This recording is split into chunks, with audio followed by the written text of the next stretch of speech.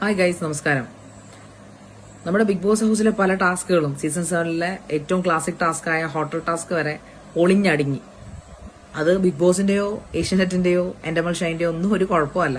അവിടെ ഇറക്കിയ ഗസ്റ്റുകളും വെറും പാടുകളായിപ്പോയി. സത്യത്തിൽ എന്തിനാണ് ശോഭയൊക്കെ അവിടെ ഇറക്കിയെന്ന് ചോദിച്ചു എനിക്ക് അറിഞ്ഞൂടെ. എന്താണ് ശോഭ അവിടെ വന്ന് കാണിച്ചിട്ട് പോയത്? എന്താണ് ഷിയാസ് കരീം അവിടെ വന്നിട്ട് കാണിച്ചിട്ട് പോയത്? എനിക്കറിയില്ല. ഇതാണോ ശരിക്കും പറഞ്ഞ ഹോട്ടൽ ടാസ്ക്? പിന്നെ അത് അവര് പോട്ടെ, അവരെക്കാളും വേഴ്സ്റ്റ് ആയിട്ട് ഒരുത്തരെ കൊണ്ടിറക്കിയത് റിയാസ് സലീം. ആക്ച്വലി ഇത് ഹോട്ടൽ ടാസ്ക് ആണ്. അദ്ദേഹം ഗസ്റ്റ് ആയിട്ടാണ് അത് വന്നിരിക്കുന്നത്. പക്ഷെ എന്താണ് അദ്ദേഹം അത് കാണിക്കുന്നത്? ഭയങ്കര ഇംഗ്ലീഷ് വന്നിട്ട്. ഈ ഇങ്ങേരുടെ ഈ മലയാളം ബിഗ് ബോസിൽ വന്നിട്ടുള്ള ഇങ്ങേരുടെ ഇംഗ്ലീഷ് പറച്ചിൽ കാരണം സഹികെട്ട ലാലേട്ടൻ വരെ ചോദിച്ചിട്ടുണ്ട്, താൻ എവിടെയാണോ പഠിച്ചത്? അപ്പൊ ഏതോ ഒരു ഗവൺമെന്റ് സ്കൂളിലെ പേര് റിയാസ് സലീം പറയുന്നത് കേട്ടു. ഞാനും ഒക്കെ ഗവൺമെന്റ് സ്കൂളിന്റെ പ്രൊഡക്റ്റ് ആണ്, ഞാനും ഒക്കെ നല്ല അസലായിട്ട് ഇംഗ്ലീഷ് സംസാരിക്കുന്നതാണ് എന്റെ ഒരു വിശ്വാസം. ഇയാളൊരുമാതിരി ഈ ലോകത്താരും ഇംഗ്ലീഷ് പഠിക്കാത്തതുപോലെ ഒരു മലയാളം ബിഗ് ബോസ് സീസണിൽ വന്ന് കിടന്നിട്ട് കാണിക്കുന്ന കോപ്രായങ്ങൾ എന്തൊക്കെയാണ്? സത്യം പറഞ്ഞാൽ ഗസ്റ്റുകളെ സെലക്ട് ചെയ്തപ്പോഴും എനിക്ക് തോന്നുന്നു അവർക്ക് വലിയ അബദ്ധം പറ്റിപ്പോയി. സത്യത്തിൽ 7ന്റെ പണി ഞാൻ വീണ്ടും പറയുന്നു, ബിഗ് ബോസിനാണ് കിട്ടിയത്. കണ്ടസ്റ്റൻസിനെ സെലക്ട് ചെയ്തതിലും ഈ പറയപ്പെടുന്ന വൈൽഡ് കാർഡ്സ് ആയാലും അല്ലെങ്കിൽ ഈ പറയപ്പെടുന്ന ഹോട്ടൽ ടാസ്കിന് വേണ്ടി കഴിഞ്ഞ സീസണിലെ വേറെ എത്രയോ നല്ല സ്മാർട്ട് ആയിട്ടുള്ള കണ്ടസ്റ്റൻസ് ഉണ്ടായിരുന്നു.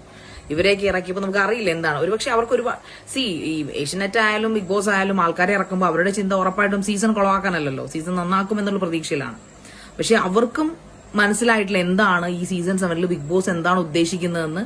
ഒരു വകയും മനസ്സിലാക്കാത്ത മണ്ടന്മാരായ കുറച്ച് ഗസ്റ്റുകളും മണ്ടന്മാരായ കുറച്ച് കണ്ടസ്റ്റൻസും കൂടുള്ള ഒരു അവിയൽ വരുമ്പോ പരിപാടിയാണ് ഇപ്പോ BB7 നടന്നുകൊണ്ടിരിക്കുന്നത്. അവിടുത്തെ ഒരു പൂർവ്വ വിദ്യാർത്ഥി എന്നൊക്കെ പറയുന്നല്ലോ, പൂർവ്വ കണ്ടസ്റ്റന്റ് എന്ന നിലയിൽ സത്യത്തിൽ കാണുമ്പോൾ എനിക്ക് ചിരിയും ലജ്ജയൊക്കെ തോന്നുന്നു. എനിക്കറിയില്ല എന്താകും ഇതിന്റെ അവസാനമെന്ന് ഓർത്ത്. സത്യത്തിൽ എനിക്ക് നല്ല ആകാംക്ഷയും ഉത്കണ്ഠയും ഒക്കെ ഉണ്ട്. എന്തായിരിക്കും ബിഗ് ബോസ് 7ന്റെ അവസാനം? ആർക്കാണ് 7ന്റെ പണി? ജനങ്ങൾക്കാണോ, കണ്ടസ്റ്റൻസിനാണോ, അതോ ഈ കഷ്ടപ്പെട്ട് ഇവരെയൊക്കെ ഓഡീഷൻ എടുത്ത് മറ്റേ രാജകീയമായിട്ടുള്ള സൽക്കാരങ്ങൾ കൊടുത്ത് തീറ്റയും കൊടുത്ത് ബിഗ് ബോസ് ഹൗസിനുള്ളിലേക്ക് കയറ്റിവിട്ട എൻഡമോ ഷൈലിനും ബിഗ് ബോസിനും ഏഷ്യാനെറ്റിനും ആണോ അവസാനം അറ്റ് എൻഡ് 7ന്റെ പണി കിട്ടാൻ പോകുന്നത്? കാത്തിരുന്ന് തന്നെ കാണേണ്ടി വരും. കഷ്ടം റിയാസ് സലീം.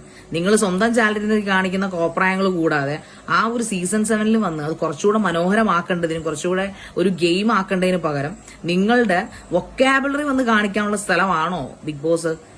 ചുമ്മാതല്ല നിങ്ങളെ കഴിഞ്ഞ സീസണിൽ നിങ്ങളെ അവർ ഇറക്കി വിട്ടത്. ഇറങ്ങി പോയെന്നൊക്കെ നിങ്ങൾ പറഞ്ഞാലും ഇറക്കി വിട്ടതായിട്ടാണ് ഇപ്പോൾ തോന്നുന്നത്. എനിവേ, എന്തായാലും നല്ല നല്ല രസം. കഷ്ടം തന്നെ റിയാസെ.